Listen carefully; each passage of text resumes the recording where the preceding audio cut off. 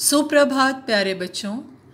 आज की कविता का विषय है आत्म परिचय।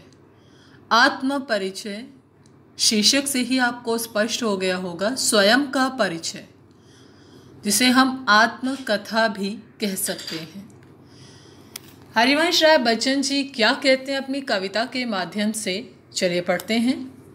मैं जग जीवन का भार लिए फिरता हूँ, फिर भी जीवन में प्यार लिए फिरता हूँ। कर दिया किसी ने झंकृत जिनको छूकर, मैं सांसों के दो तार लिए फिरता हूँ। क्या कह रहे हैं?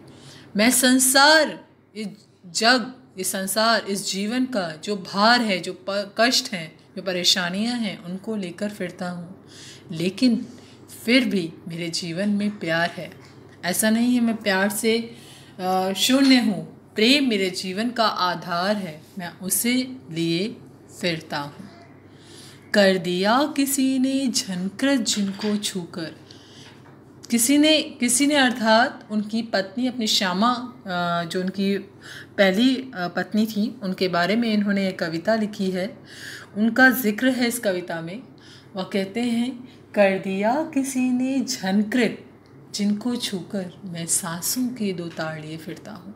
सामान्य सा जीवन मेरा था, लेकिन श्यामा के आने पर एक हलचल सी उस जीवन में हुई, और उस हलचल को उन्होंने झनकार का नाम दिया है, एक संगीत का नाम दिया है।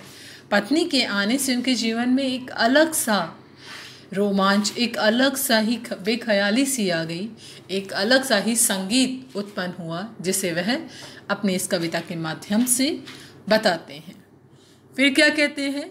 मैं स्नेह सुरा का पान किया करता हूँ, मैं कभी न जग का ध्यान किया करता हूँ। जग पूछ रहा उनको जो जग की गाते, मैं अपने मन का गान किया करता हूँ। क्या कहा उन्होंने? मैं स्नेह सुरा, यहाँ रूपक अलंकार है स्नेह सुरा में। स्नेह मतलब प्रेम, सुरा मतलब मदिरा। प्रेम रूपी मदिरा का मैं पान किया करता हूँ। मैं कभी भी इस संसार की बातों में नहीं खोता, इस संसार से मैं बहुत दूर हूँ। वो कहते भी हैं, तट पर हूँ तटस्थ नहीं, मतलब किनारे पे खड़ा हूँ। इसका मतलब ये नहीं कि क्या हो रहा है संसार में उससे भी मैं बेखबर हूँ। मैं सब कुछ जानते हुए पर उस पर पूरी तरह लिप्त नहीं होना चाहते। क्या कहते हैं? मैं कभी ना इस संसार का ध्यान करता हूँ। यह जग पूछ रहा, संसार किनको लाभान्वित कर रहा है? जो संसार को लाभ पहुंचा रहे हैं, अर्थात संसार यहाँ किसको कहा गया?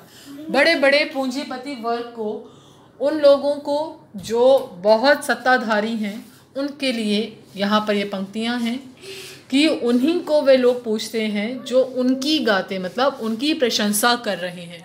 मैं ऐसे संसार का कभी भी ध्यान नहीं करता। मैं अपने मन का गान, अपने ही मन, जो मुझे अच्छा लगता है, जो मुझे सही लगता है, मैं उसी को गाता हूँ, उसी ख्याली में मैं रहना चाहता हूँ।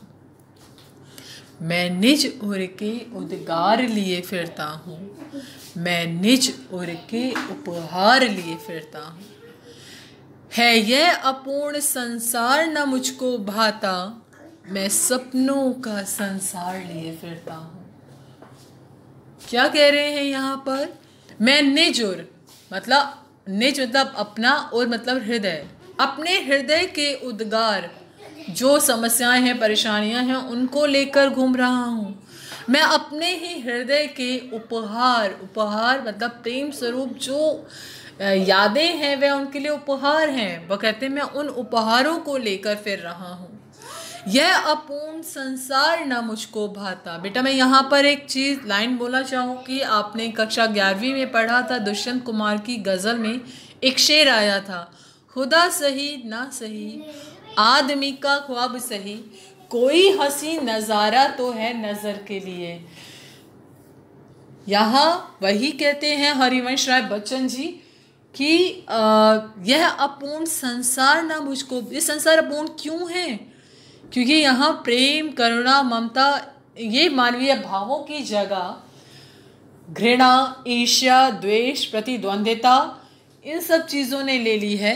इसलिए वो कहते हैं यह संसार मुझे अपूर्ण लगता है और मैं क्या करता हूँ, मैं अपने सपनों का संसार, जहाँ सब चीज़ें मेरे मन मुताबिक हों, जहाँ हर एक चीज़ सुंदर हो, मैं ऐसे सपनों का संसार लेकर घूमता हूँ। मैं जला हृदय में अग्नि दहा करता हूँ, सुख दुख दोनों में मग्न रहा करता हूँ। जब भवसागर तरने को नाव बनाए, मैं भव मौजों पे मस्त बहा करता हूँ। देखिए कितनी सुंदर लाइन है, कितनी सुंदर पंक्तियाँ वो बोलते हैं। सुख, मैं हृदय में अग्नि, मैं मतलब स्वयं प्रेरित हूँ, मुझे किसी बाहरी दबाव या बाहरी चीज़ की आवश्यकता नहीं आगे बढ़ने के लिए। मैं अपने हृदय की अग्नि अपने अंदर के जज्बे में दहा करता हूँ, उसी जज्बे से मैं कार्य करता हूँ।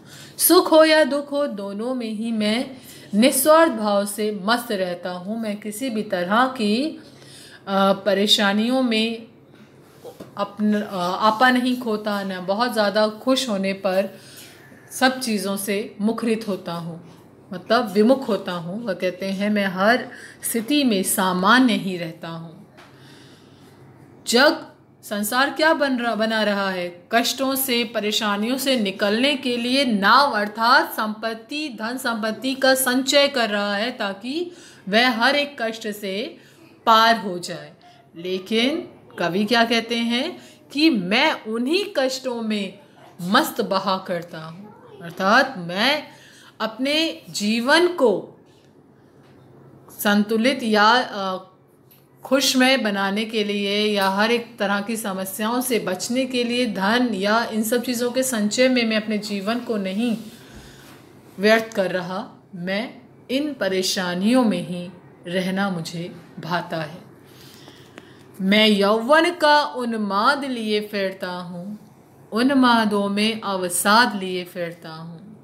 जो मुझको बाहर हंसा रुलाती भीतर, मैं हाय किसी की याद लिए फिरता हूँ। यहाँ किसकी याद? श्यामा, अपनी पत्नी की याद के बारे में इन्होंने कहा है, क्योंकि श्यामा की मृत्यु हो चुकी है, वो उन्हें छोड़कर जा चुकी हैं। इसलिए वो कहते हैं मैं यौवन का उन्माद, यौवन की खुमारी, युवावस्था की जो खुमारी है, बेख्याली है, उसको लेकर घूम रहा हूँ। लेकिन उस खुमारी, उस बेख्याली में भी अवसाद है, पीड़ा है, पीड़ा है अपने प्रिय के खो जाने की, जो मुझे हंसाती बाहर रुलाती भीतर, जो जिसकी याद आते ही मेरे चेहरे पर एक बहुत ही प्यारी सी मुस्कान आती है। लेकिन जैसे ही वास्तविकता का भान होता है कि वो मेरे साथ नहीं है, तो मेरी आंखों से आंसू आने लगते हैं। मैं हाय किसी की याद लिए फिरता हूँ, मैं किसी को बहुत ज़्यादा याद करता हूँ, उसकी याद को लिए घूम रहा हूँ। ठीक है बेटा।